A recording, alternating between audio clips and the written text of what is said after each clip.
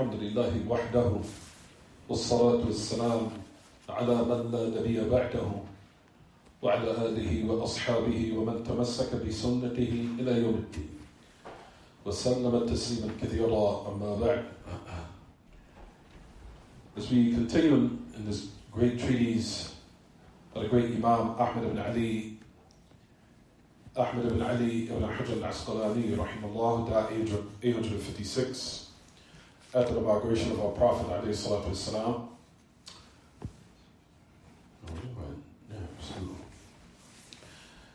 Well, the time now is currently 7:10 p.m. Saturday, January the 4th, 2026 or 2025? 25, excuse me. Which agrees with the Islamic date. I'm thinking of the Hijri date, which is currently technically Laylat Arba'un min Rajab, was Khamsa. Laylat Khamsa min Shahri Rajab, عام 1446, the year 1446 after the migration of our Prophet alayhi salatu wasalam. And this, like we said, technically it is the 5th of the month of Rajab.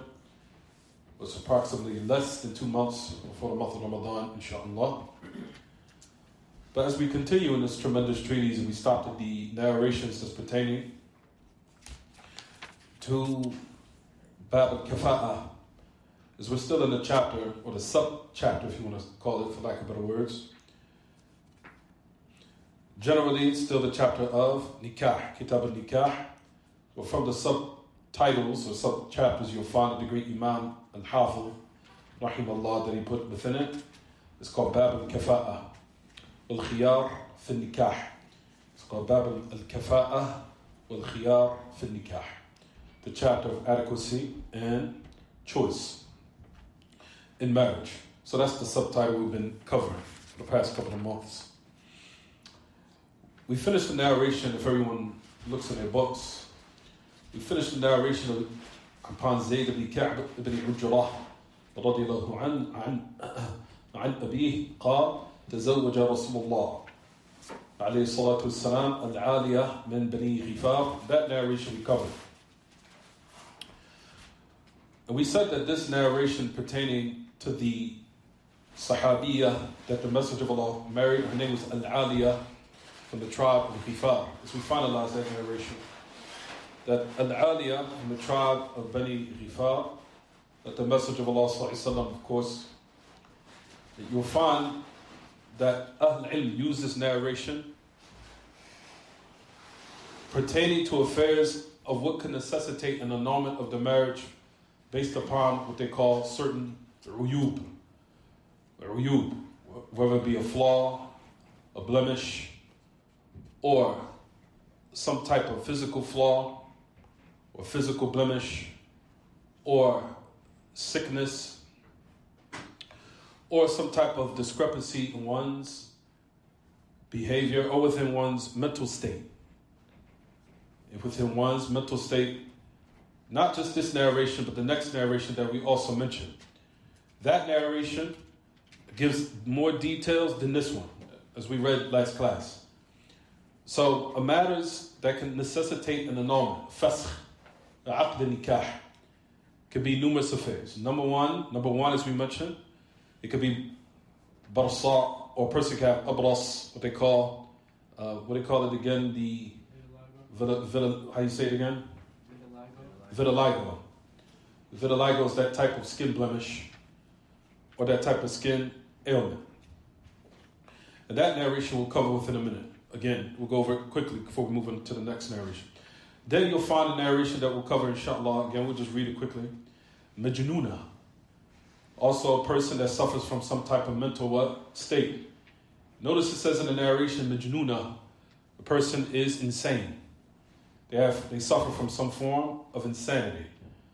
Notice that hadith is clearly stating what everyone, some form of mental state. If a person has some form of what? Mental illness or they have some type of instability mentally. They have some form of instability mentally, whether it be from the male or female. So it says it here, Majnuna. Junoon is a mental state, right, everyone? So those affairs also can necessitate fasakh, can necessitate an annulment.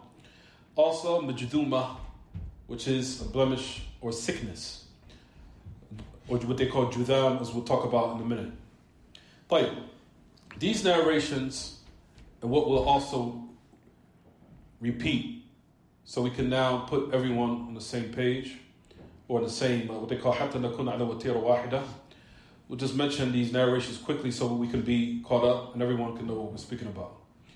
So let's mention the hadith of Al-Aliyah from Bani Ghifar, that the Messenger of Allah sallallahu alaihi wasallam, that he alayhi salatu wasalam seen that whiteness, and we said vitiligo, which is that skin type of disorder or skin ailment. And the narration, of course, we covered where he said alayhi salatu wasalam, البسي ثيابك والحقي بأهلك وأمر لها بالصداق. He commanded that she be also given her dowry. We covered the details of that. Even though the narration have some form of da'f, that it had some form of weakness where it said Jamil ibn Zayd, as he's majhul. But like we know, just to mention the other chains that support and raise it to the level of what is acceptable or what is considered hasan, or what is sound rather, that is the matter that we look at, and that is the narration that we covered, even though this particular chain has some weakness in it. But Ahl Ilm use this narration. You'll find from them is the great Imam of Hadith, who is Al-Hafidh ibn Hajar, rahimahullah. And we know that he was given the title or the nickname Amir al-Mu'mineen fil Hadith in his time, especially, rahimahullah. That he was given the leader of the believers as far as in Hadith. That's how strong he was in narrations and in the affairs of the science of Hadith and the affairs of pertaining to the narrations and the narrators and, like we said, the knowledge of it. Al-Hafidh ibn Hajar utilized this narration, like we said, everyone, in order to substantiate that the affairs of marriage can necessitate annulments due to certain circumstances in regards to some certain matters as pertaining to what a human being can tolerate. And as I mentioned on numerous occasions, everyone, it's binding upon all of us not to be so superficial and to be so extreme in these matters. But every human being knows what they can handle in regards to certain physical traits or physical blemishes or affairs that's pertaining to mental state or mental health or affairs that's pertaining to certain sicknesses. And those narrations, like we said again, we'll cover within a minute. So you'll find, just before we mention the narration, al-khulasa, or what we want to extract from this, the summarized, or the concise meaning, what we extract from it is what everyone, al-fasakh lil-aib, that an annulment can take place due to some form of a flaw or blemish or discrepancy physically, mentally, or what have you. But this narration of what happened with the Sahabiya al-Aliyah, this was a physical what? Blemish. Right, everyone? It was a what? It was some form of some form of blemish in her khilqah, not in her khuluq, rather it was in her what? In her khilqah, meaning in her physical state. The affair pertaining to what we spoke about last class, and we'll talk about this again, who is responsible? The one who now is responsible for that affair is the one who knew but did not inform the person. And that's in the state or in the predicament where the person actually what? Knew. In addition to that they also had knowledge of that affair being unlawful. So notice that we stress this matter over and over again as much as we're able, stressing the importance, even in affairs of trade and business, same thing. So within affairs of marriage, the same thing.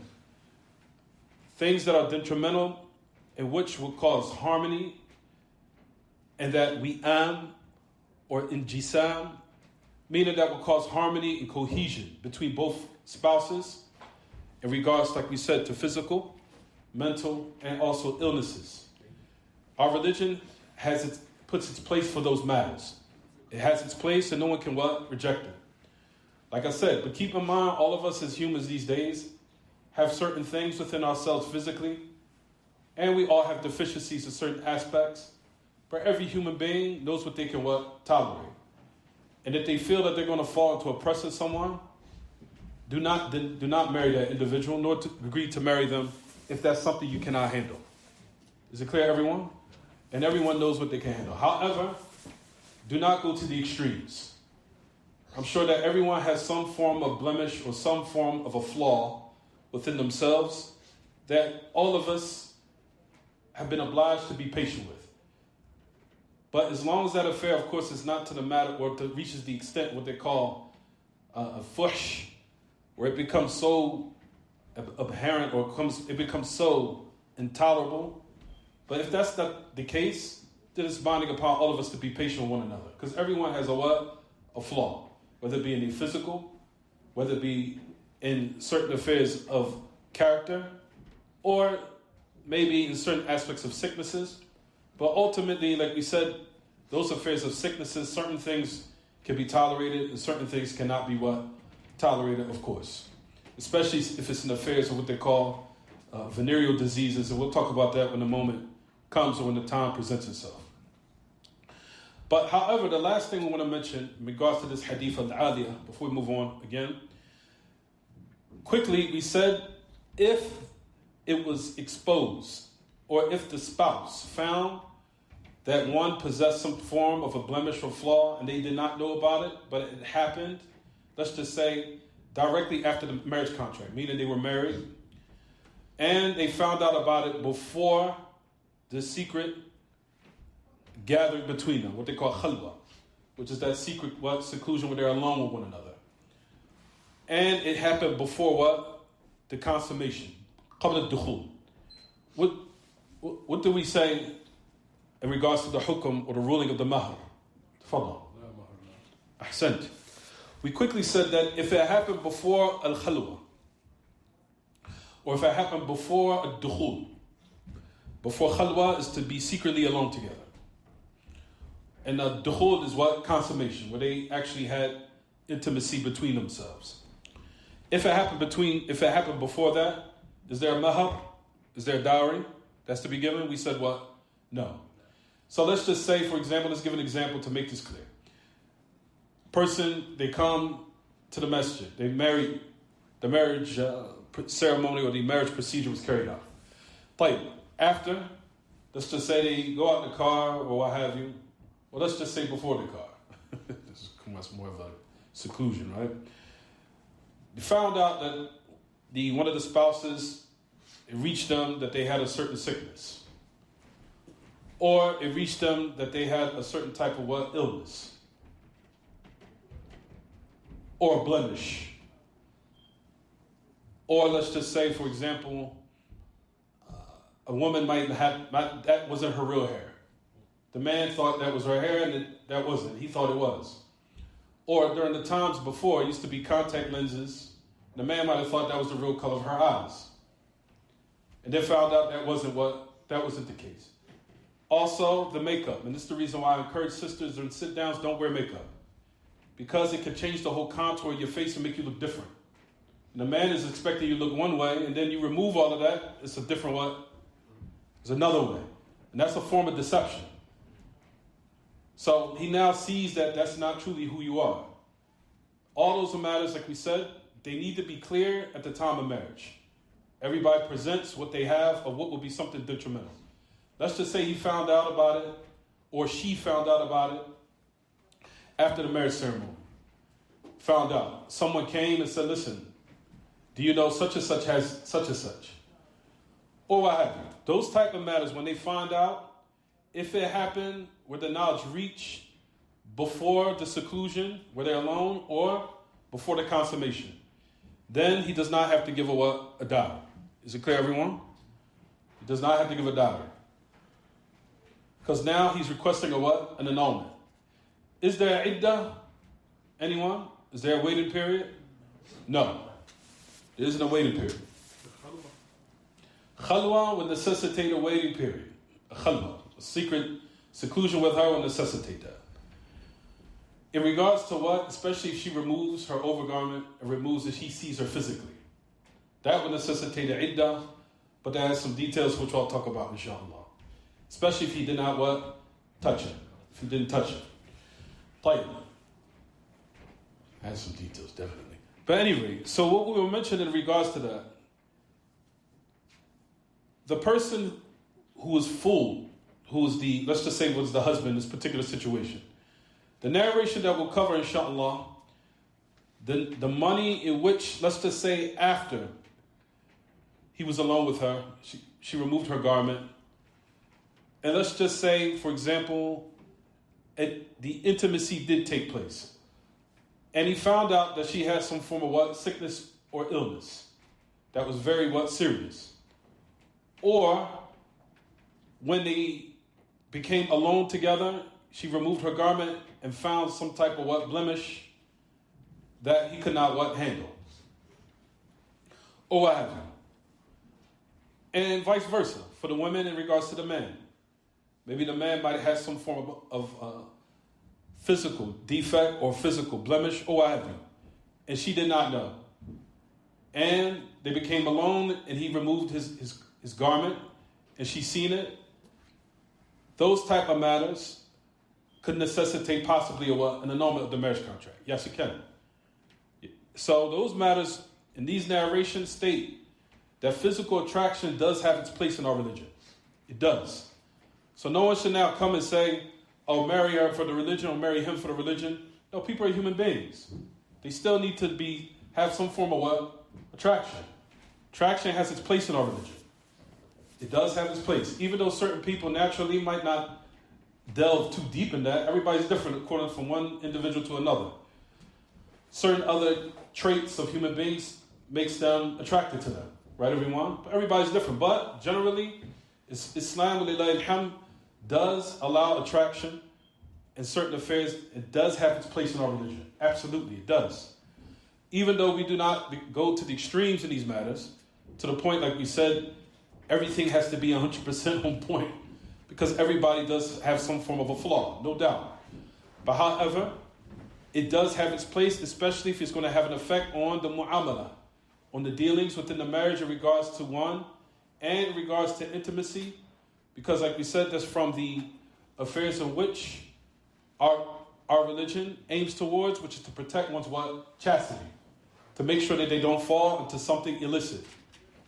And if a person is not attracted to their spouse, and they're not fulfilling them in that regard, then that can possibly be one susceptible to. Just try to keep it down, everyone outside, because the voices is very sensitive online. It picks up the voices.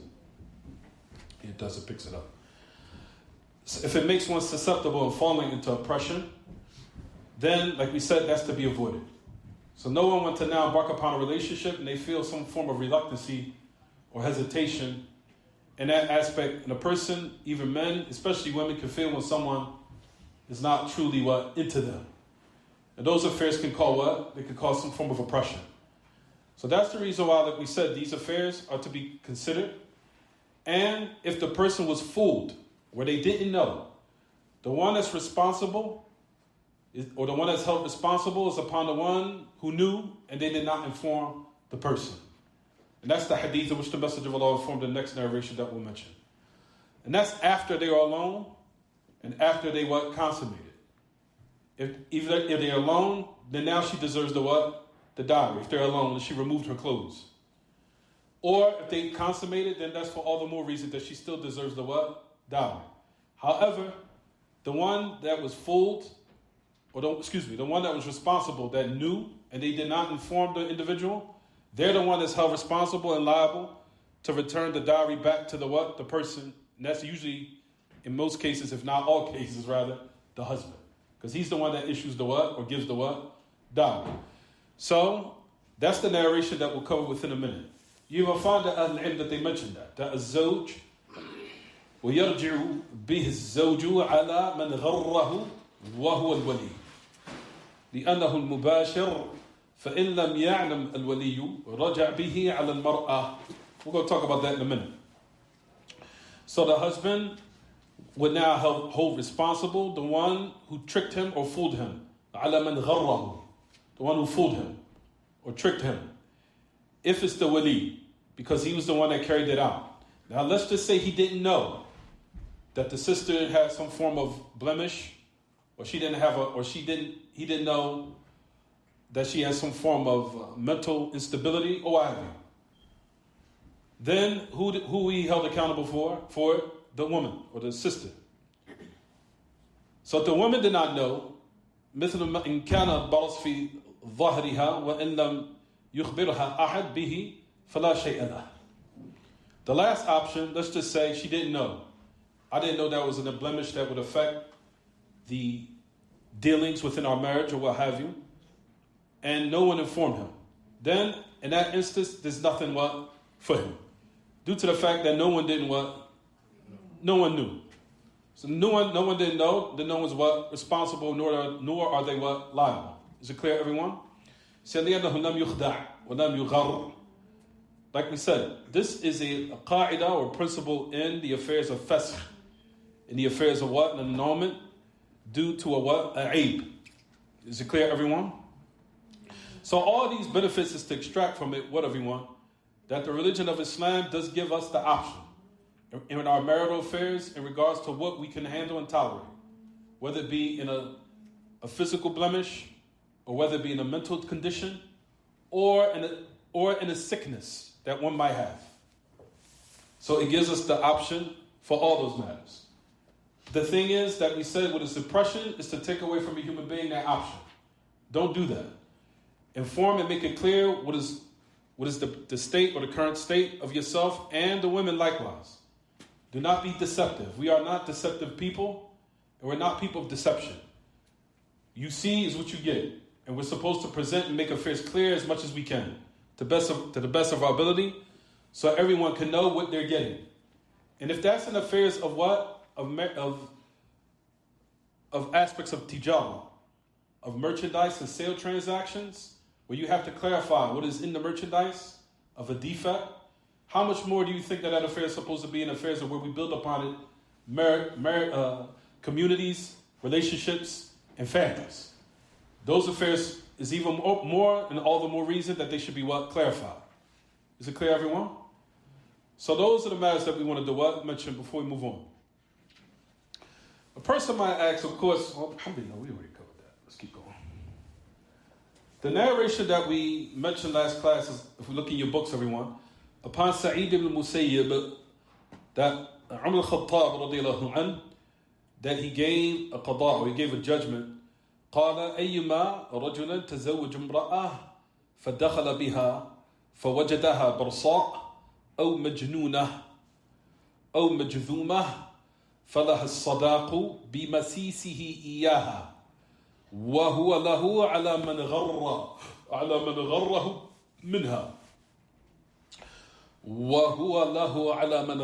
منها أخرجه سعيد بن منصور in his Sunnah ومالك وابن Abi Shayba. We already mentioned this. It says that Umar al-Khattab gave a judgment during his time, radiyallahu anhu.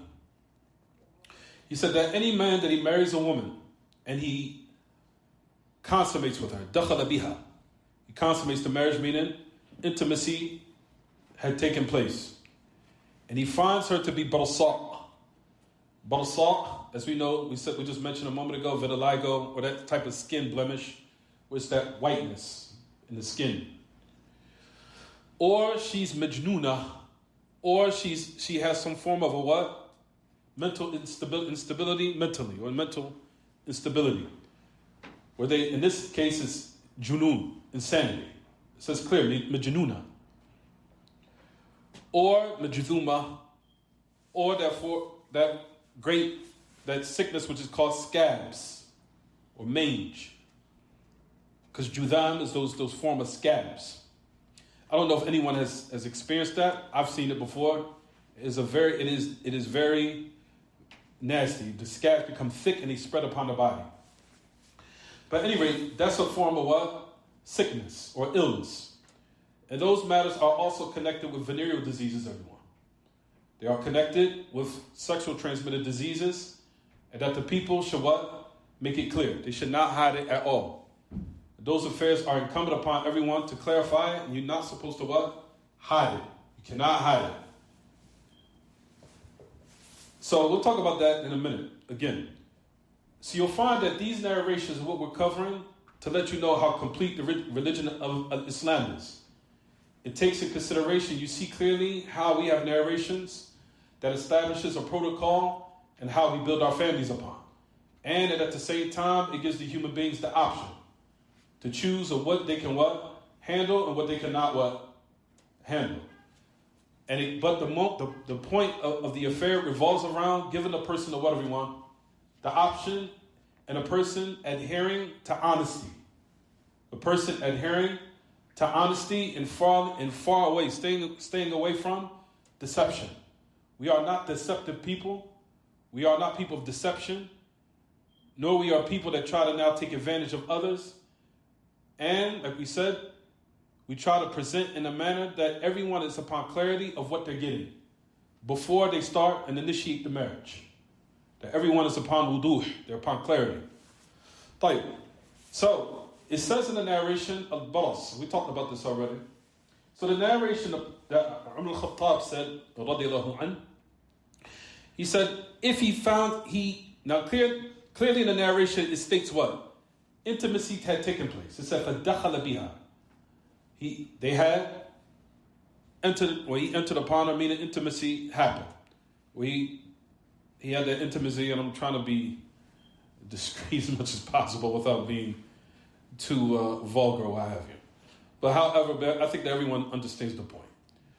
So now, let's just say he finds her to have that skin blemish, barsar, or that mental instability where she's insane, or that sick that is majduma. Now, look what it says. She still deserves the what, everyone? Dowry. Falah as-sadaq. Falah as-sadaq. So Umar al-Khattab clearly stated in the narration, she still deserves the what? The dowry. She still deserves it. Why? Because he what? Look to the narration. He touched her, meaning that intimacy sexually had taken place. However, what belongs to him, or who's liable, is the person that what? Deceived him. It says in the narration, وَهُوَ لَهُ عَلَى مَنْ غَرَّهُ مِنْهَا. However, what belongs to the dowry, where he can retrieve it back, is from who? The one who deceived him. So he gives her the dowry. Now, a person might say, in these instances here in the lands of the West, even though we have non-Muslim courts, of course we know in the Muslim lands, those affairs are clear.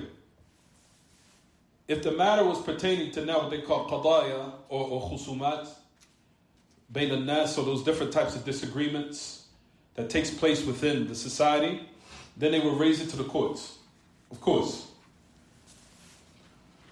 But the general hukum here is that the person who's liable is the one who fooled the individual.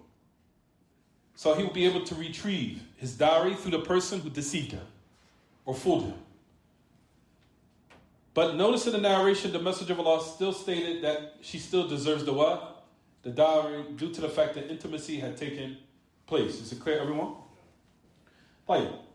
So, quickly you'll find the great Imam Ibn Uthaymeen even mentioned about this, concerning this narration. He says, إِذَا نَقُولِ الزَّوْجَ الَّذِي تَزَوْجَ امْرَأَةً وَدَخَلَ بِهَا وَوَجَدَ بِهَا أَحَدَ هَذِهِ الْعُيُوبَ الثَّلَاثَةِ أَعْطِهَا الصَّدَاقَ وارجع به على من غرك وهو الولي لأنه المباشر وإن كان الولي فقيرا فلا رجوع له على المرأة.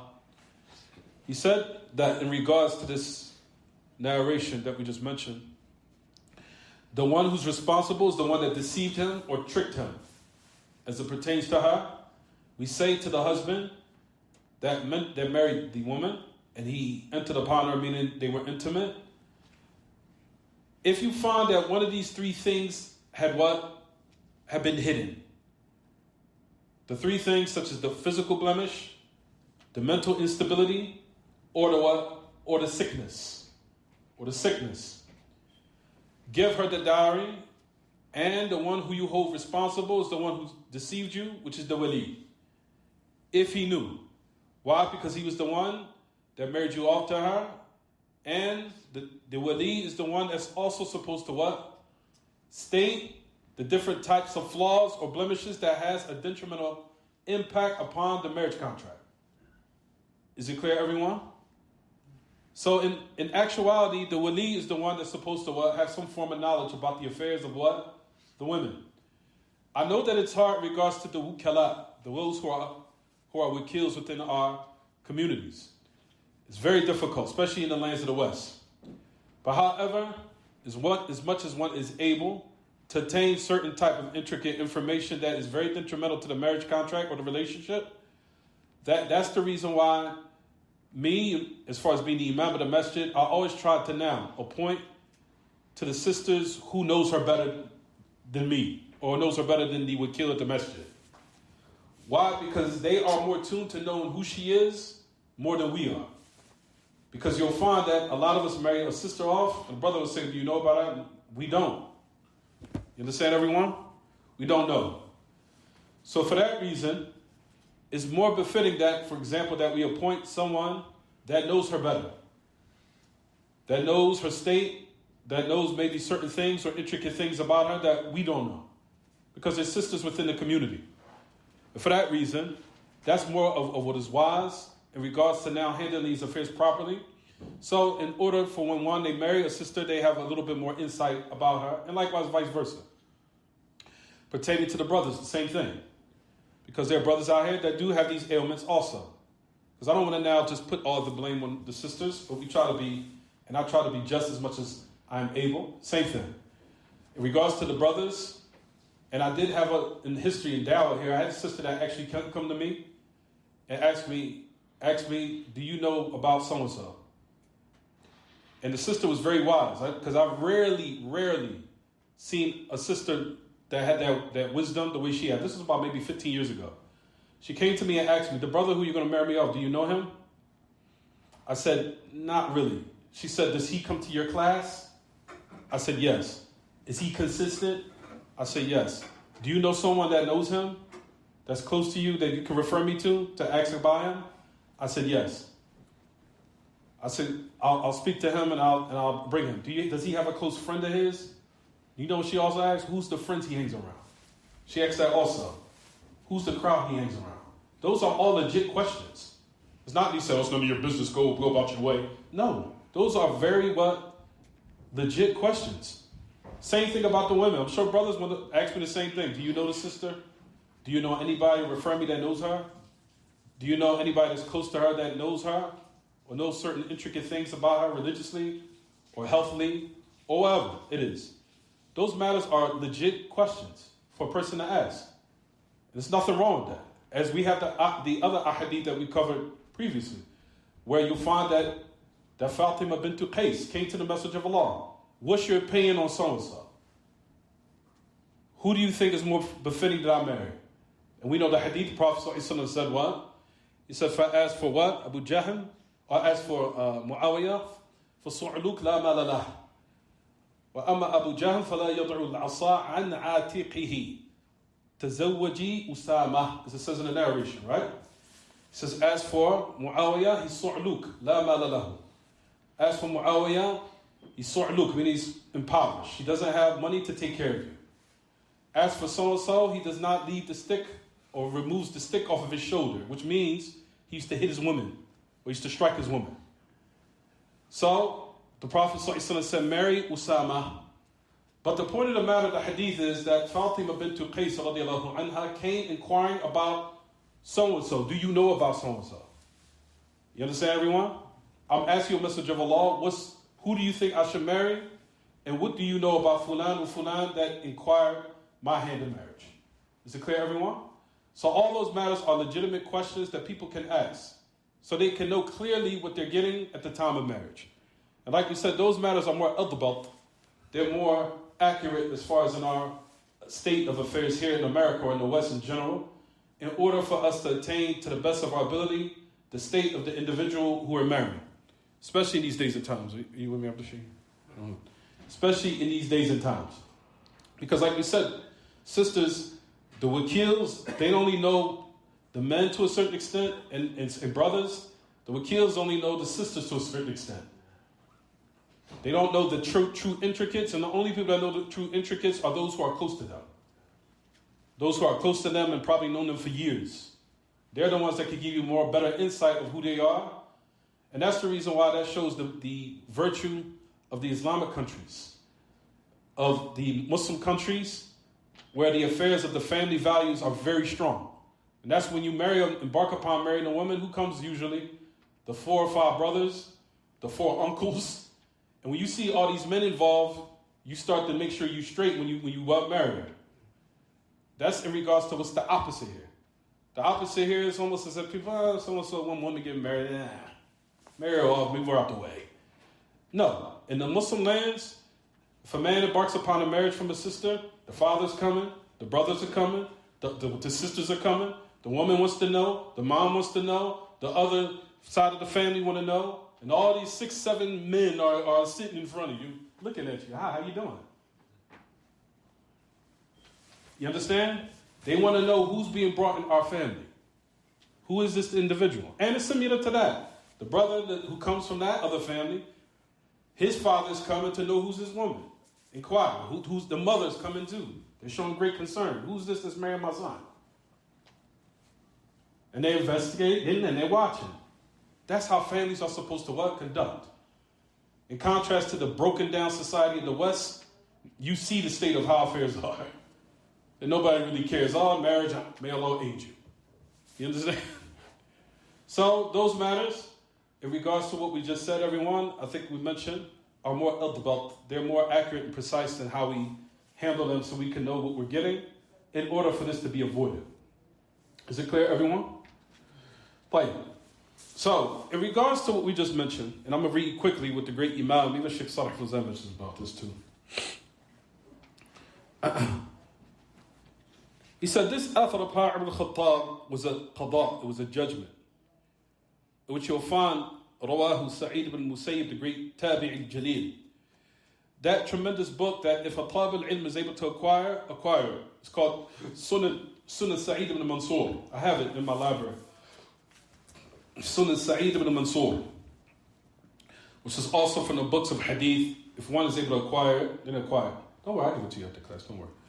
Now, Umar al-Khattab, he said that a man, if he marries a woman that has that skin blemish or insanity, that what belongs to her is the sadaq. لما استحل من فرجها ويرجع به على من غره هذا كما سبق أن البرص عيب ومن لم يعلم به فله الفسخ ولكن يتقرر الصداق للمرأة بما استحل من فرجها ويرجع به على من غره. This is what we also mentioned already. It said in regards, even though the intimacy had happened, she still was deserving of the sadaq, of what was made lawful from the private parts, would have legalized the private parts, meaning the intimacy between them. However, who's held responsible is the one, of course, that fooled him. The one who was what? The one who fooled him. We said if the one who fooled him was the wali, then he's responsible. And if he did not know, then who? Then the woman herself.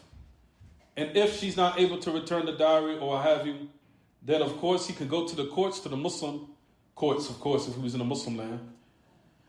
But if that's the case where no one knew or they didn't have knowledge that that flaw was something detrimental or had that impact upon the relationship, then of course he cannot attain anything due to the ignorance of both couples or both spouses. Even though the man could now, still he had one right left, which is what? He could still relinquish or divorce her. You understand, everyone? He could still what? Divorce her.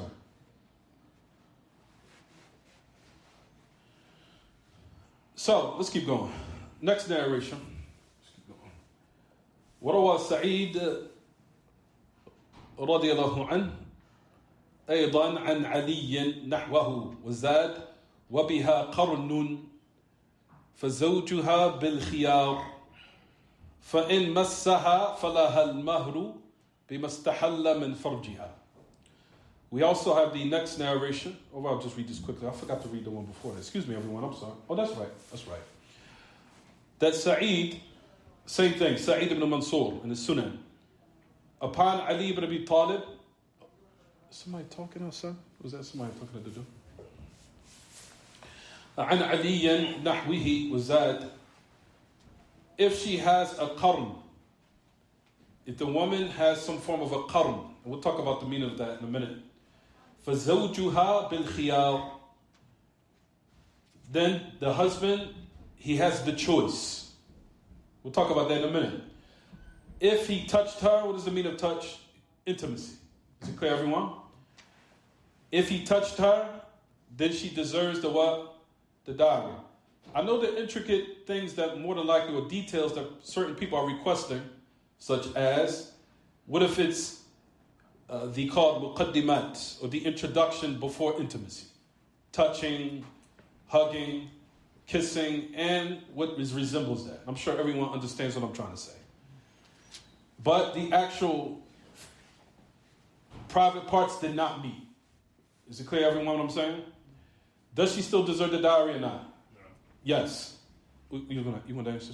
You want to say something? No, tafadda. Oh, no, you want to answer? No, okay. For then that reason, even if the actual private parts did not meet, but still the introduction towards intimacy had taken place, then she still what deserves the what, everyone? She still deserves the dowry.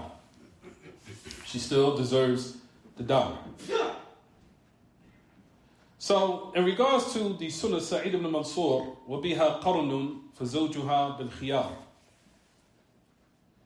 He said, in regards to now what had taken place between, of intimacy, due to the fact that the private parts, definitely if they had met, then of course for all the more reason, which is clear, she deserves the dowry.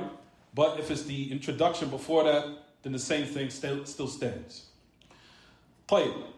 Keep in mind two things he went together in this particular fatwa, or this upon Ali. So you have the first narration that we covered a moment ago, which was a qada, a judgment of the great al-Sahabi al-Khalifa al-Rashid, who everyone, al-Khattab. Do you have now the qada of another al-Khalifa al-Rashid from the Khulafa al-Arba'a, who's Ali. Notice that Ali ibn Abi Talib here is given another qada, if you look in your books. So this was a judgment from the great Sahabi Ali ibn Abi Talib radiallahu anhu, given this type of this judgment here. He said if she has with her a qarn.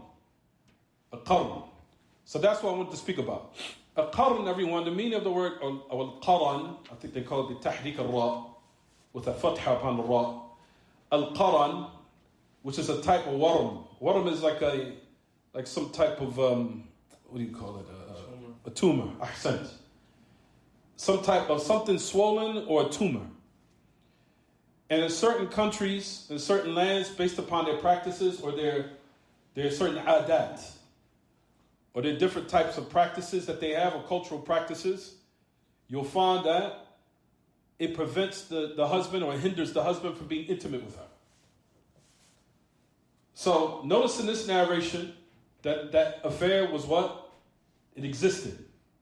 To the point where the great Sahabi, Ali ibn Abi Talib, had to give a judgment in regards to this. So now if a man finds within the private area of the woman that it hinders him from being intimate with her. And we know that we said intimacy, it has its place within our religion because we know everyone, especially in the lands where promiscuity is very prevalent. It's binding upon us to now carry out the affairs of nikah in order for people to protect themselves and protect their chastity, especially in the lands where promiscuity is extremely high, similar to the Western civilization, where promiscuity is widespread and it's very dangerous and it's prevalent in the land. So it's binding upon one that when they enter in the form of marriage that they have to be what? They have to be intimate. So now this affair that now hinders one, it yunafi maqsood nikah. It now goes against the goals of what everyone? Of marriage, right everyone? Because that's from the goals of marriage. It's not the ultimate goal, but it's from the great what? Goals of marriage is for people to protect as much as they're able their chastity, their iffa. So you'll find in which what we mentioned in regards to the previous narration of what Umar al-Khattab said and the narration before that we just covered upon Zayd ibn Ka'b ibn Ujra. So we combined it between all the narrations, gathering them together to let one know that these are affairs where one can request an annulment of the marriage if something like this what happens. And that one has the right to annul the marriage if this is the case. Is it clear, everyone? So like we said, knowledge is key. In addition to what the great Imam al-Hafiz ibn Hajar, rahimahullah, why he classified and put this hadith in the subtopic also is clear. Why? Because it says in the qada, the judgment of Ali, what does it say, everyone? فَزَوْجُهَا بِالْخِيَارِ. He said that the husband has the what? Choice. Keep in mind, these narrations also are under the subtopic, or the subchapter, or rather subtopic, which is what? Al-kafa'a wa al-khiyar. Adequacy and what, everyone? Option within marriage. So one, if they want to, they can what? They can stay and continue the marriage. But if not, like we mentioned, everyone, then the person can say, listen, I don't think that this is an affair that I can handle, and this is something that I cannot tolerate, especially in regards that a man knows that he needs intimacy, especially if he's living in a land where, like we said, promiscuity is widespread. Like, I need to be intimate to protect myself, to protect my chastity. And this affair, in this particular instance, like we said, if that's the case, then he can what? He can annul the marriage. Is it clear, everyone? Right. We said in regards to what we talked about, the word baras or junun or judhan. What I wanted to mention is that Ahl Ilm is some from Ahl Ilm that do believe there are contagious diseases. And you'll find from them Shaykh Uthaymeen. He said that the word judhan is a maradun mu'din. He said it clearly. He said it is a contagious sickness. He said it clearly. He says it's a contagious sickness. Mu'din. Of course, when the word adwa. Mu'din. And I'm sure that everyone that embarks upon a marriage, if a person has a sickness, especially a venereal disease, they want to know. Right or wrong? One cannot say, try to use the excuse where there's no contagion. No, if you marry your child off, you want to know what? If the person has a venereal disease, then what? You want to know. Is it clear, everyone? So those affairs pertaining to now saying that, oh, no, we don't believe in that. No, in regards to your daughter, if a person has a venereal disease, you want to know. Hold on. في بلدنا قبل الزواج لابد أن تأتي بورقة. بورقة. شهادة طبية. ما في عندك أي. حتى نفس الطريقة عندي. أنا أفرضها على الناس. أن يأتوا بكشف أمراض البدن وكذا. أنا اكتشفت اللي في بداية السكر من الكشف هذا. هذا هو. وكنت أعرف اللي أنا أصلا في بداية. So he's saying the same thing that I also put forward that same proposal. That usually before the marriages, I ask people to get tested. You know, a lot of masajid do that. Yes, absolutely. And I was very stern upon that. That before people get married, that they should now carry out some form of a what? For testing. Testing especially, and I think that certain venereal sicknesses, they have to be skin grafted. Especially, I think herpes, because herpes can be hidden. So they have to request a specific type of test, which is called, I think, skin grafting or something like that, if I'm not mistaken. For people who have experience in that regard, then let me know. For whether it be from my brothers and sisters, then let me know if I'm mistaken. But as far as in regards to what I know, that certain sicknesses are hidden. But why is it that we inquire about these sicknesses, everyone? Because we believe them to be what? Contagious. We believe that they're what? Contagious. And I'm sure that there's not someone that now that has certain illnesses or ailments, or we're going to say sicknesses here, except that you want the individual to say what? That I have it. And if a person said to you in their face, well, there's no contagion, I don't believe in it, that's why I ain't telling you. How would you look at him? How would you look at him? You understand? You understand, everyone? Oh, I don't believe in that. Is it clear, everyone? Yeah. So those are the matters that I said, everyone, in this regard. What I'm saying is, those type of affairs, you want people to tell you. You want honesty, and that is the matter in our religion that what establishes that particular matter. Because the Prophet ﷺ, or the Qadar, Umar al-Khattab, he said, Majduma, he said, Judhan. A person has scabs, or those type of affairs like we mentioned. طيب. So before that, I wanted to mention the fourth matter that the Prophet ﷺ mentioned here in this narration. It says, Al-Qarna. Al-Qarna, التي بها قرن. هناك عيوب أخرى. This is another type of blemish or discrepancy. That was not mentioned previously. But now Ahl Ilm mentioned another matter, which is pertaining to what? Something that could hinder intimacy. That leads us to another affair that we'll talk about in a minute. And I want everyone to be mature in what I'm about to say. Do not laugh. Do not say this is funny, ha ha, he he, this is serious. Even if a person has some form of what they call erectile dysfunction or what have you. Yes, you have to tell the sister. You cannot hide that. You can't. No. Similar to what? If a woman cannot now be intimate, you will want to know. Right, everyone? And if the man, similar to that, in that narration, a person will say, what's the proof? The proof is the next narration. It's a narration. Now we say, is that's in our religion? Yes, it is. Upon this says, من طريق سعيد المسيب أيضا قال قضى عمر في العنين أن يؤجل سنة.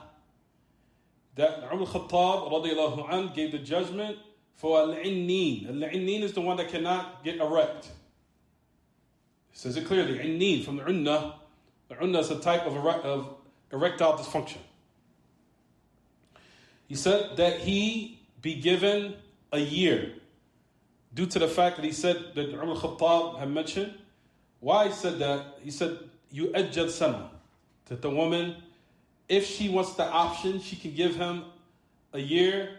Why will Khattab mention that? We'll mention that in a minute. Why? Why did he specify a year? Due to the fact that certain people during certain seasons are more sexually active than others. That maybe in the summertime or the springtime or what have you. So everyone, like I said, that's the reason why I'm stressing the fact that let's be mature about these matters. Let's not laugh. These things have an effect on what? Marriage relationships or marital relationships. They do, especially if people are young and youthful. And we know their desires reach its peak, especially around this age. And we live in lands where promiscuity is widespread and people are trying to fear Allah. And they're trying to protect their private parts from falling into something illicit.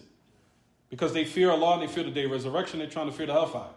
So they're trying to what? Keep their private parts chaste. And if they're not able to do that, then that's a problem. So based upon that, you'll find that another uyub that was mentioned in this particular narration, as we said, based upon these what we mentioned, 4 things, is it restricted to more than that? We say no. It's more than that. But however, these are examples that were mentioned in these narrations that we covered. You'll find even Ibn Uthaymeen says that. He says, وَلَكِنَ الصَّحِيحِ أَنَّهَا غَيْرُ مَحْصُورَةٍ وَأَنَّ الْعَيْبِ كُلُّ مَا يُنَفِّرُ أَحْدِ الزَّوْجَيْنِ عَنْ صَاحِبِهِ خِلْقَةً. He said it's not restricted to all what was just mentioned here. They are not restricted. So any type of aib, and we said that the word aib is comprehensive for what, everyone? Numerous meanings. The word aib, it could be a physical blemish, it could be mental instability, it could be a sickness, a psychological instability. All these type of matters are classified under the word aib. Is it clear, everyone? The aib in the Arabic language. And the aib, like we said, it can mean, like we said, a flaw, a blemish, mental instability, a discrepancy in one's, well, we know religion, that's some for all the more reason. But all those affairs of physical traits, those matters are what can play a role in the marriage, in the marital contract and the relationship. And it does have its place in our religion. But like I said to everyone, I stress the fact, let's not be extreme, okay? Due to the fact that people get older, people's bodies change. And especially when women, they become pregnant. Those affairs, like we said, take that in consideration and let's not be too extreme. Is it clear, everyone? All of us have certain affairs, especially females, they are brought and they have insecurities. And we should now not focus on that and say, that's the reason why I don't like you because you have this on your leg. Or you have that on your stomach. Or you have that with those arms and what have you. We still, if a one cannot handle that, as I mentioned this last class, bow out the situation honorably. Without any form of verbal abuse or physical abuse or mental games or mental manipulation. Do not do that to any human being because you don't want anybody doing that to your daughter. Because as soon as you find out that some man was mentally manipulating your daughter and mentally beating her down with his tongue, saying that fat woman, she gained weight, that's the reason why I don't want to be married to her anymore, you'll be ready to hurt her. So if you know that that's how you wouldn't want your daughter to be handled or your mother to be handled or your aunt to be handled, don't do that to someone else's daughter. Is it clear, everyone? Bow out the situation, what? Honorably. Bow out of it honorably. Without all the different types of unnecessary hurtful talk or hurtful speech. Hold on. The woman she was scared, then she became fat, you divorce her. إذا كنت لا تتحمل ذلك لأنك بعض الناس ما يتحملون لا سيما في هذه الأزمنة. لكن العشرة كيف؟ العشرة الذي بينكم يعني هكذا طبع الناس. أنا أعرف أن جاءتني بعض الأخبار بالنسبة لبعض الناس ما تحملوا هذا الشيء. بعد الحمل زوجته وازداد وزنها ما تحمل. قال أنا ما أتحمل لا أستطيع. صحيح موجود. Brother asked, he said to me that a woman he married, or a woman, he said, what about the ishla between, that's because, alhamdulillah, our brothers from the lands that people have honor and chivalry. This is the wild, wild west. You come from a Muslim land that has honor and chivalry. This is what they call the wild, wild west. The wild, wild western civilization. Soon as he said that's subhanAllah, he said, I'm surprised. A man would divorce a woman, he marry her, likes her, and then she might get pregnant and gain some weight. You want to divorce her now? I said, yeah. I said, certain men can't handle it. They can't handle it. I said, and I told them that it's reached me stories of brothers that they divorced their wife. They said, I can't be intimate with her. She gained weight, I can't do it. I'm like, wow, even me it surprised me. I'm like, gained a little weight. You can't do it. He said, no, I can't do it. I'm like, wow. That's the reason why, it's just the fact, brothers and sisters, don't be too extreme in these affairs. And she might have been a good woman. Good woman, good mother, knows how to take care of children. And I hate to say it these days, she has good hygiene. Because that's a problem usually in these days that I've heard complaints about. Women not having good hygiene or men not having good hygiene. She might be a good woman, have good hygiene, knows how to speak, knows how to deal with a man, speak to a man, whatever. But at that point, he didn't have it. Or that point. He said she gained weight, I couldn't handle it, I had to leave her. Yeah. A person might ask, Islamically, does he have the right? Yes, he does. Because if it leads to him falling to haram and mistreating her, then he has to bow out. If he feels that he's going to now mistreat her as a result of it, then he has to bow out. Because you don't want to fall into now oppressing her or mentally, verbally abusing her or verbally giving her a tongue lashing, or you'll find that a lot of us start gaslighting and we'll start to play mental manipulation games. See, this is the reason why I want to get a second wife, because you gained all this weight. No, you want to get a second wife because you like women. Men like women. Let's just say what it is. Men like women. So you just want to get married anyway, but in order to justify your ulterior motive, you try to blame it on what? Her weight. Make her to blame.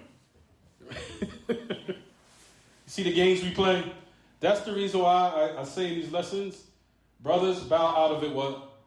Honorably. If you cannot handle it and you think that you're going to start mentally abusing her or physically abusing her or verbally abusing her or now trying to destroy her self-esteem and bring her confidence down to the end of it, if you think you're going to fall into that, then bow out.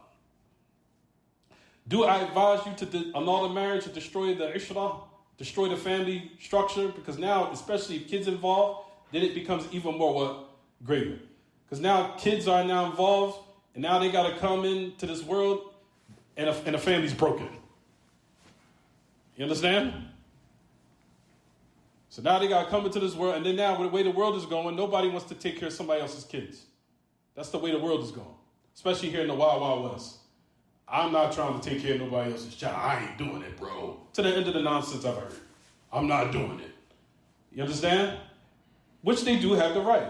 But that's what I'm saying. These are all the predicaments and all the affairs we're trying to protect.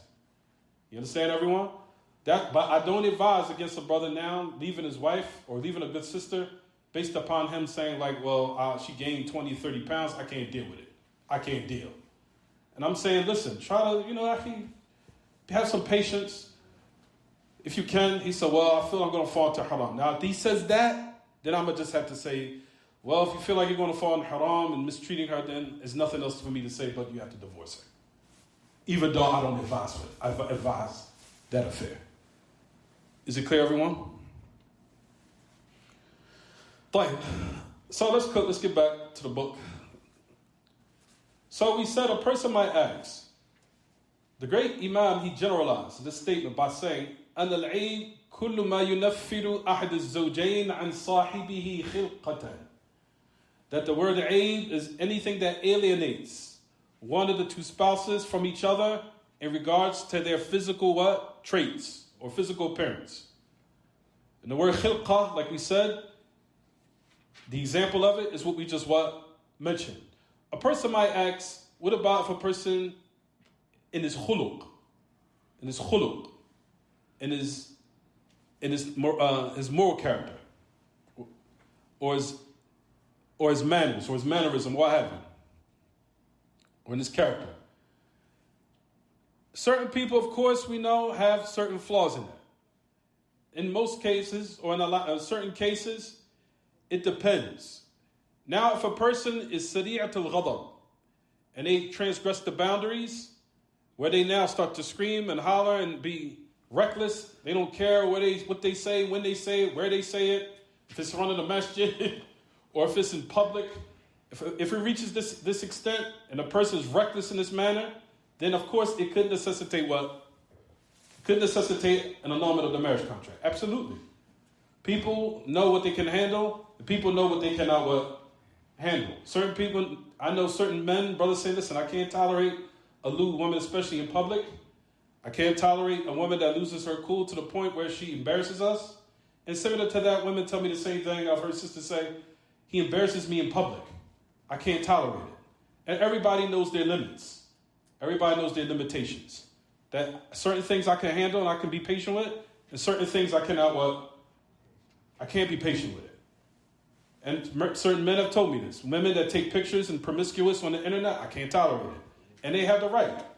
No man that fears Allah and he's responsible and he's religious and he's about his money and he's about honor and chivalry wants his wife showing her physical traits on public display. No honorable man is going for it. Nobody.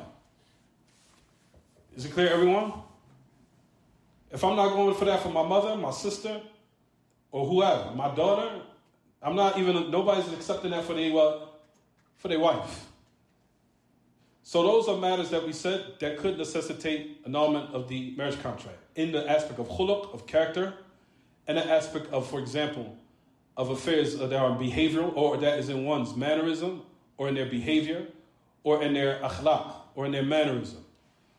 What about if a person is blind, or they can't hear, or they have a sanam, or they have an amyu, or they have what they call kharas, or kharas, that they can't speak, or they're mute, or what have you, or they have some form of a cripple, or they have some form of what they call, or they're out-jab, or they're crippled, or what have you. Those things now necessitate an annulment. It can. However, a person might ask, that seems like that's what? That seems like that's a little bit extreme. But I said again, it applies to the other example we just gave. Everyone knows their tolerance level. Right? They know their tolerance level. But alhamdulillah, Allah subhanahu wa ta'ala facilitates for everybody who is good for them. Certain people can handle certain things, and certain people can what? Not handle certain things. But however, everybody should have given a choice in regards to what they can deal with. Because nobody wants to fall into oppression where they're now abusing someone as a result of these matters that we just mentioned. Is it clear, everyone? طيب. Last thing we wanted to mention before. Oh, wow. I didn't even notice. That's a wow. طيب. What about in regards to what? Al-Aib qabla al-dukhul. We talked about this already. This affair pertaining to now, intimacy. If he finds that qaran, or that type of, that waram, or if he finds that type of, what do you call it? Astaghfirullah, to be late. That tumor, ahsant. He finds that type of swelling or that type of tumor around the private part. What do we say in regards to this detail here, everyone? What do we say? Did she deserve the dowry or not? Or add some details in it? What do we say? You said, do she deserve the dowry? Does she deserve the dowry or not, based upon the details we already presented? No. Because she said the dowry. Because he wouldn't be able to know that. So she does deserve the dowry. Yes. What do you say? What do you say, Jamil? No. He said yes. They go from Jamil to Jamal. Jamal, no. He does or doesn't? He does. Good. Or is there more details in it? Let's just say now, a man come, tip him on his shoulder. Yahi, I heard that you got married, but I'm giving you some news. You know she can't be intimate. You're like, what? So he wasn't alone with her yet. He wasn't intimate with her at all. He reached the news, someone called him. Listen, she can't be intimate at all. You understand? She has some surgery, or she has something that removed her internal organs as far as her private parts.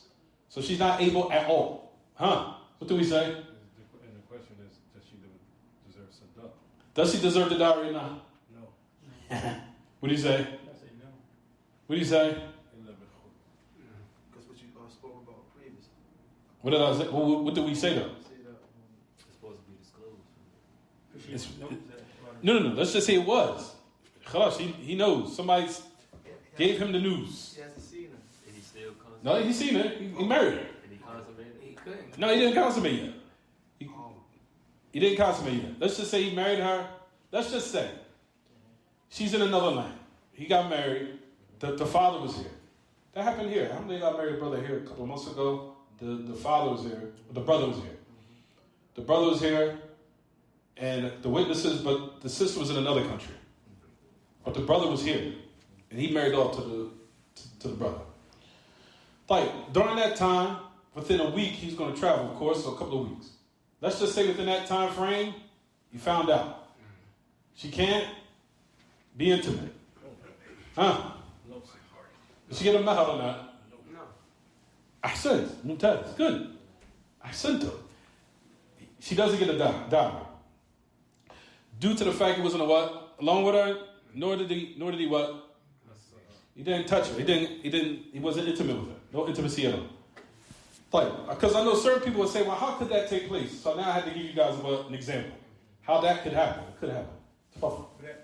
But if he decided to stay married to her, does she still get the dowry though? Say it again. I'm sorry. If he decides to stay married to her, does she still get the dowry? Absolutely. Okay. He could continue. These are just, alhamdulillah, you just mentioned them. I'm glad you mentioned it. Due to the fact, alhamdulillah, that all these affairs are revolved around the subtopic. This is why, this shows the great diqqat al-fiqh of al-Hafidh ibn Hajar. You'll notice he gathered between both things, which pertain to marriage and at the same time pertaining to what? Choice of whether or not you want to continue the marriage or whether or not you want to what? Annul the marriage. Because it keeps, notice in the narrations, it keeps mentioning the word khiyar, choice. So you have the what? The option. You could continue or you could discontinue by requesting a what? An annulment. Is it clear, everyone? Good. Right. So we said, now, same thing applies. All these affairs that we mentioned, Same thing that we said apply. ويرجع به على من غره. Same thing again. إذا كانت هي التي وجدت في الزوج هذا إن كان لا نعكس إن كان بعد الدخول تفسخ أو تفسخ ولها المهر لكن إذا كان قبل الدخول ففسخت فقال بعض العلماء ليس لها مهر لا نصف ولا كل يعني الفرقة جاءت من قبلها. We'll talk about that in a second. Talk about that.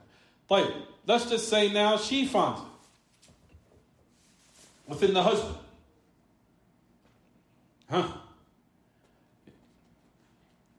وجدت في الزوج هذا. She might have found in the husband that something that displeased her. She didn't like it. First, does she have the right for annulment? We say, well, yes, absolutely. Absolutely, she has the right. طيب, what about the dowry? Huh? But what's the details though? Good. I said your answer is correct. But it's a little bit more detail.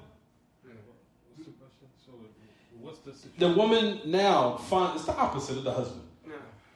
Because the origin of these narrations is revolving around the husband that got fooled. Because it said the husband is the one that initiates the what? The dowry. Because the money came or the gift came from him. Now let's just say it's the opposite. The woman now found something wrong with the husband that she didn't like in regards to these matters we're covering now. What's her right? She still gets the dowry, and is there anything else?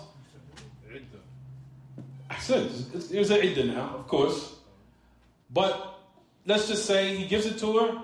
But is it coming upon? Does she get the same right of the one who fooled her or not?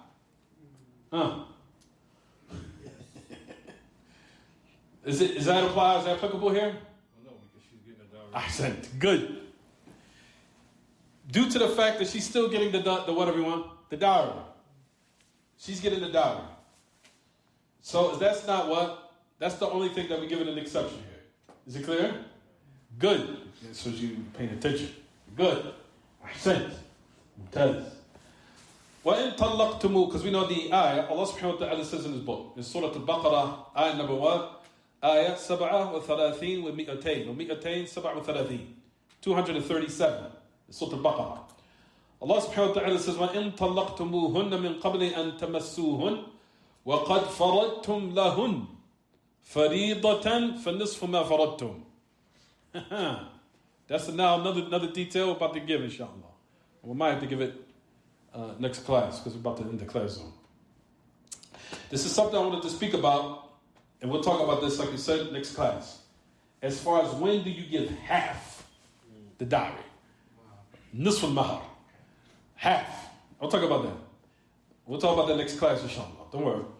I'm going to finish the affairs of the Uyub before we talk about the other details. So let's keep going. Just close the book by accident.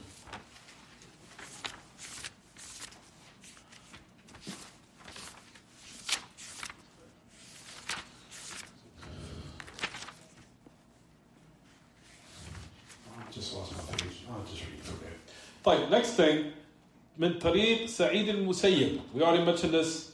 Another قضاء قضى به عمر رضي الله عنه في العنين أن يؤجل سنة. جزاك الله خير. من طريق سعيد بن المسيب رضي الله عنه أيضا قال قضى به عمر رضي الله عنه في العنين أن يؤجل سنة ورجاله ثقات. This is the last narration. Lost my page.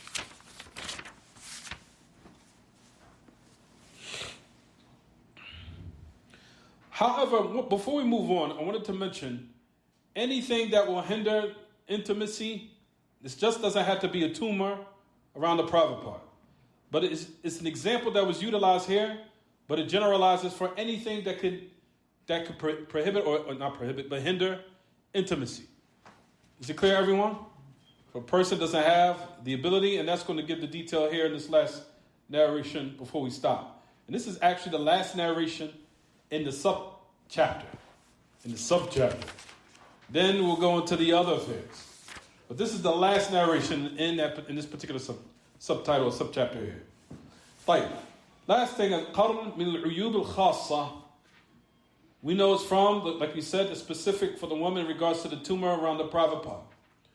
But like we said, it's anything that can hinder intimacy. And that gives it in the aspect of the woman. Now, in this narration here of Umar, this is in the aspect of who? The man. The word ineen or unnah is when a person has erectile dysfunction. Is it clear, everyone? He said, لأنه لا ينتشر معه مثل هدبة الثوب. العنين يؤجل سنة هلالية كاملة من أجل أن تمر به الفصول الأربعة. لأن الرجل قد يضعف عن الجماع في بعض الفصول. في فصل دون فصل. فإذا مرت به الفصول الأربعة ولم يقع الجماع دل ذلك على أن فيه آفة وعيبا فلهذا أجله عمر وأجله عمر سنة هلالية وليست شمسية. يعني المعتبر في الشرع الأهلة. As it says in the ayah Surah Al-Baqarah, يسألونك عن الأهلة قل هي مواقيت للناس والحج. To the end of the ayah. So, you'll find that the last part before we stop, inshallah. He says in regards to the word unnah, we already talked about the meaning of it. He said that that person should be given, inshallah, a year according to the Hijri calendar or the Hijri year completely. Where the fusul, the 4 seasons pass by.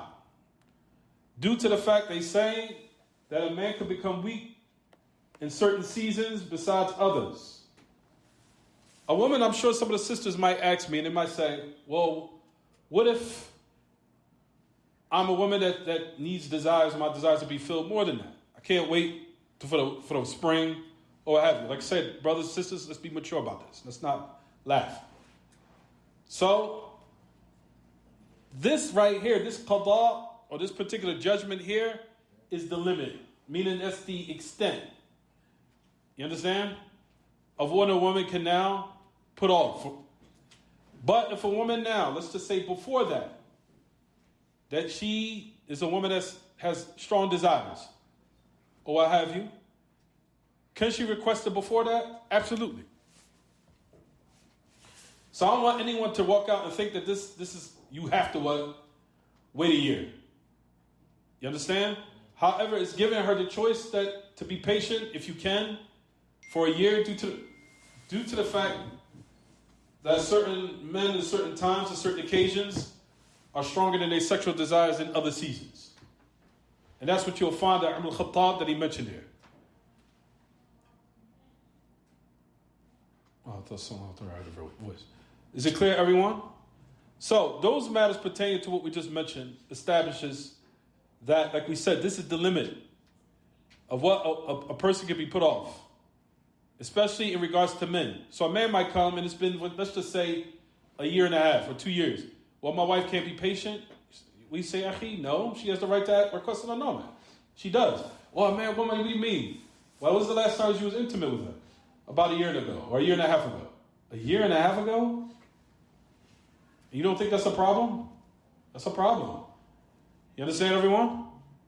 A year and a half ago? Or 2 years or what have you? That's a problem. So she does now have the right to what? Requesting a what? Requesting an annulment. She does. Oh, that's outside? Yeah. That's Oh, what you wow. heard before.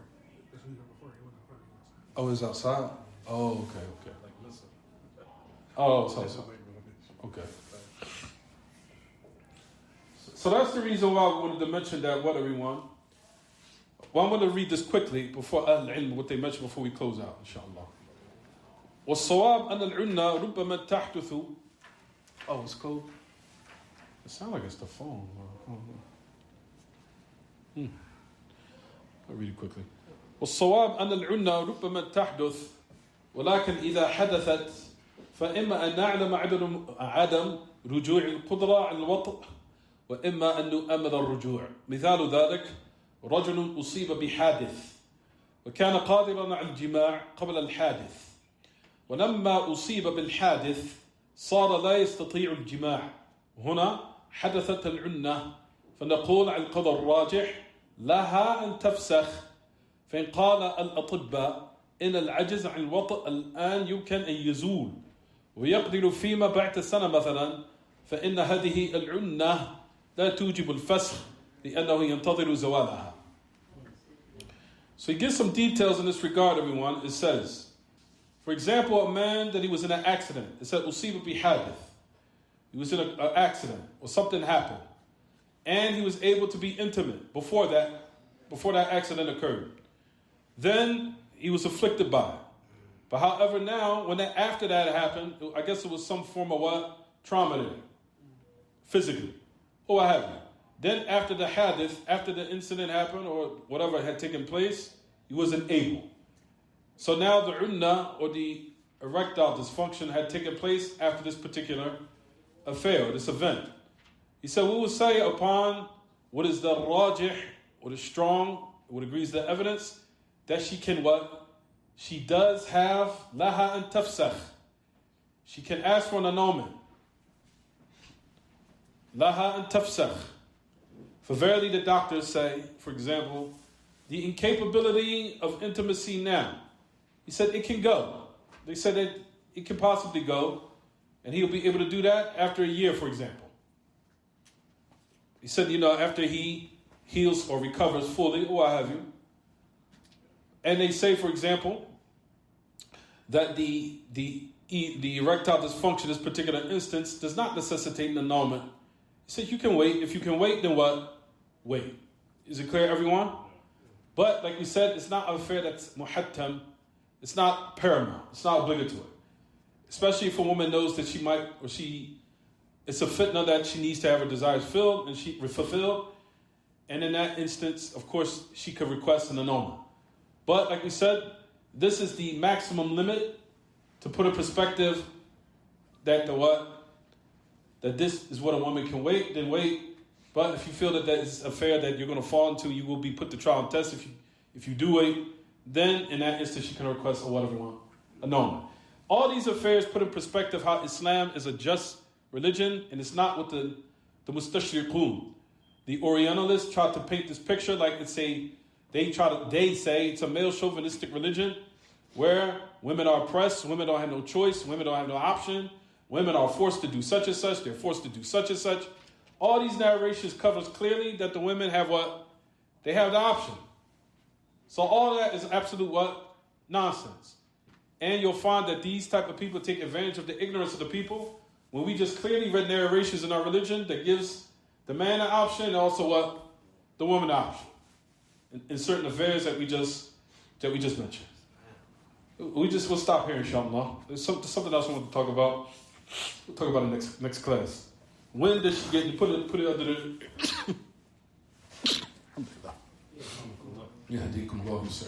put it under when does a woman deserve half the mahr? Or you can do it for homework. When does the woman deserve half the mahr? Half the mahr. Look that up and bring me your results tomorrow. So you can look it up tonight and bring me your nata'ij. ائتوني بنتائجكم غدا في الدرس الذي سوف نعقده في المساء. الدرس المسائي نقابلكم فيه ونأخذ منكم النتائج.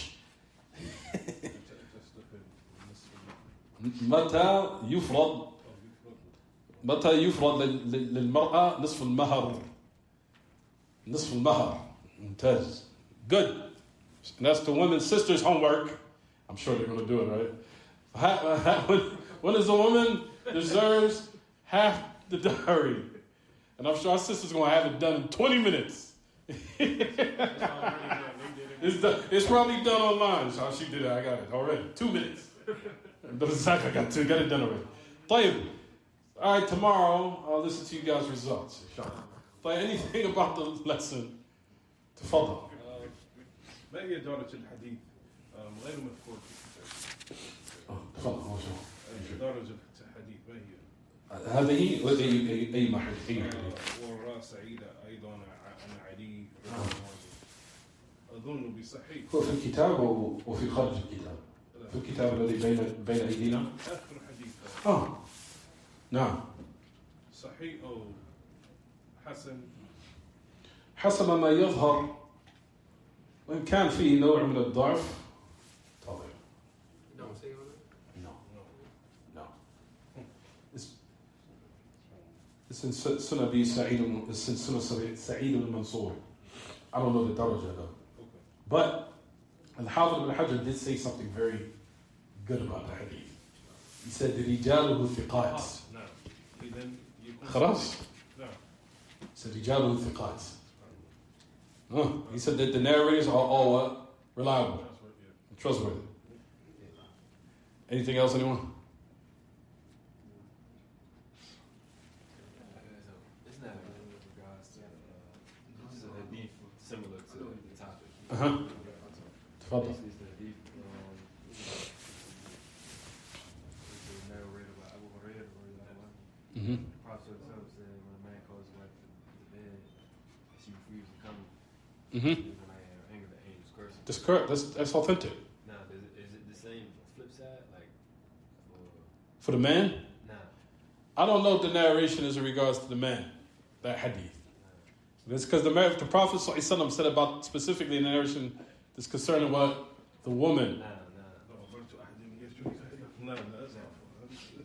No, you're right. You're right. No, that was a good. No, that's good. No, that's he's right. It's a good question. Like it said, does that hadith that the man who calls his wife to the bed and she doesn't answer the curse of the angels? Of course, that narration does that apply for the man if he refuses the wife? According to me, and what I know, no. I've heard people say that women say it. No, as far as I know, the narration, the Prophet ﷺ specified the women here. No, Specified the women. However, she has desires too. However, so we're not trying to now exonerate the men. Your wife calls you to be intimate with her. Absolutely. You should also oblige her.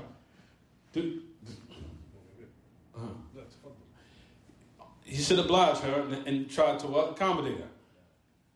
Due to the fact that these narrations also give the woman the rights and the choice in regards to continuing the marriage or discontinuing the marriage based upon these matters. Is it clear, everyone? And a man can also fall into sin. Absolutely.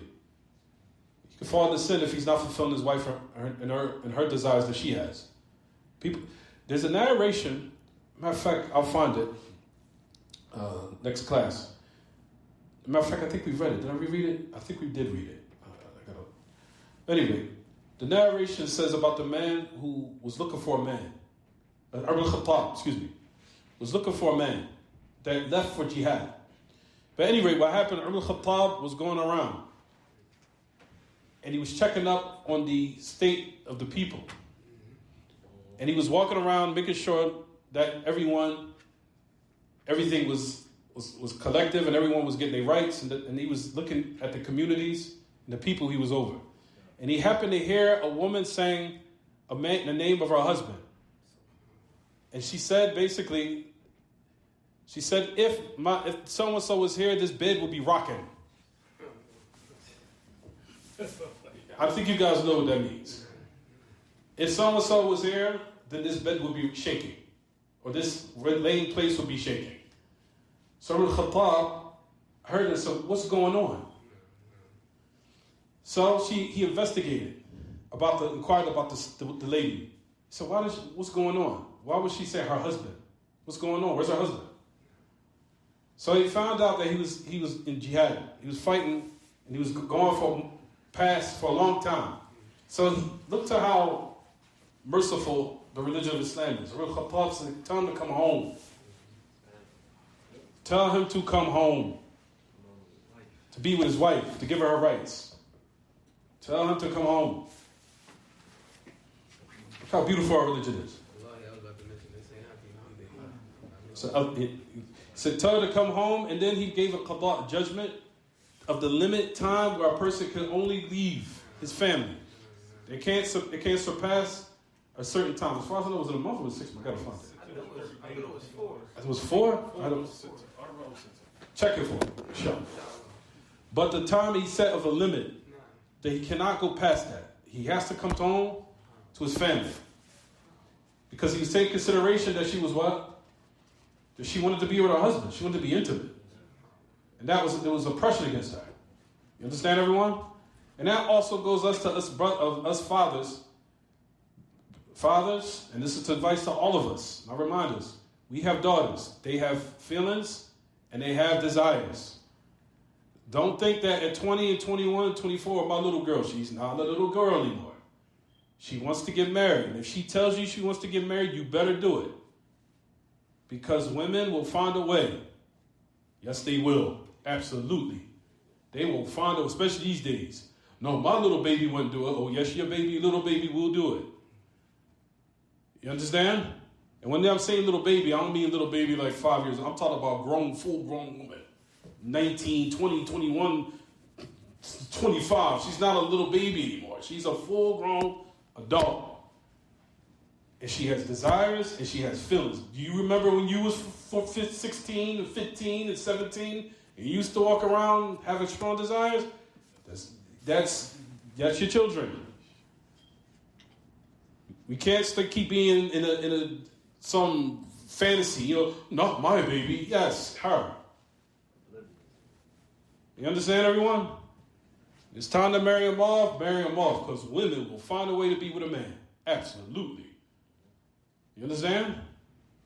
They'll find a way, especially all these gadgets and technologies, all these things now that are so satanic now and so easily facilitated for them to attain what they're looking for. It's scary. But they will find someone. So you have to work diligent when the time comes and they tell you, Dad, I'm ready to get married. You just have to start looking. You understand? Do 2 things. Make dua to Allah and start looking around. So you gather between the fi'l asbab and reliance upon Allah at the same time. Is it clear, everyone? That's advice to all of us as fathers. That's especially these days. These days are very and extremely trying for our daughters, our children, and our families. No. I'm sorry. Anything else? Last thing. It's going 1 hour and a half. Tafadal. Keith was asking the opposite. I think he asked your question a while back. It was if a non-Muslim is involved with a Muslim. I think we answered it. No, it's different. He said that what you do requires, like, do you become Muslim to marry and give a dowry? Absolutely. She can't marry a non-Muslim. No. A Muslim woman is not supposed to marry a non-Muslim man. You have to become Muslim in order for the marriage to be valid. No. Anything else? I wouldn't know the time. طيب.